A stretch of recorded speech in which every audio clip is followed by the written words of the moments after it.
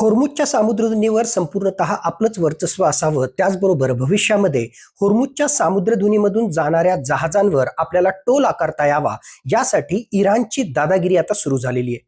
त्याचाच एक भाग म्हणून इराणच्या किनाऱ्यावरून न जाता एक प्रकारे ओमानच्या किनाऱ्याजवळून जात असणाऱ्या एका कमर्शियल वेसलवर ड्रोनच्या माध्यमातून हल्ला करण्याचा प्रयत्न हा इराणच्या IRGCनं केलेला आहे. आणि त्याला प्रत्युत्तर म्हणून अमेरिकेनं सुद्धा इराणच्या सिरिक आयलँडवर, त्याचबरोबर महत्वाच्या रडार आणि ड्रोन स्टोरेजवर हल्ला करण्याचा प्रयत्न त्या ठिकाणी केला.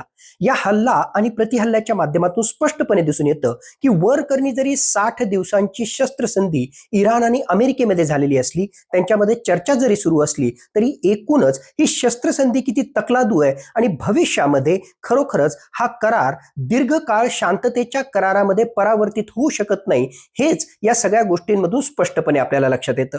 मुळातच 28 फेब्रुवारी नंतर आता इराणला स्पष्टपणे कळालेलं आहे की होर्मुझच्या सामुद्रधुनीला जर चोक केलं तर अमेरिका आणि इस्रायलवर दबाव निर्माण करताच येतो, पण त्याच्याशिवाय जागतिक अर्थव्यवस्थेवर याचे विपरीत परिणाम होत असल्यामुळे एकूणच एक प्रकारचा हा हुकमी एकाच इराणच्या हातामध्ये सापडलेला आहे. आणि म्हणूनच होर्मुझच्या सामुद्रधुनीवरचं आपलं वर्चस्व आणखी मजबूत करण्यासाठी इराणचा हा सगळा प्रयत्न सुरू आहे. पण या सगळ्या गोष्टींमधून एक प्रकारे आता स्पष्टपणे होतंय की इराण आणि अमेरिका यांच्यातला संघर्ष इतक्या सहजासहजी संपणार नाही आणि भविष्यामध्ये सुद्धा अशा प्रकारे वर्चस्वाची लढाई ही सुरूच राहणार आहे.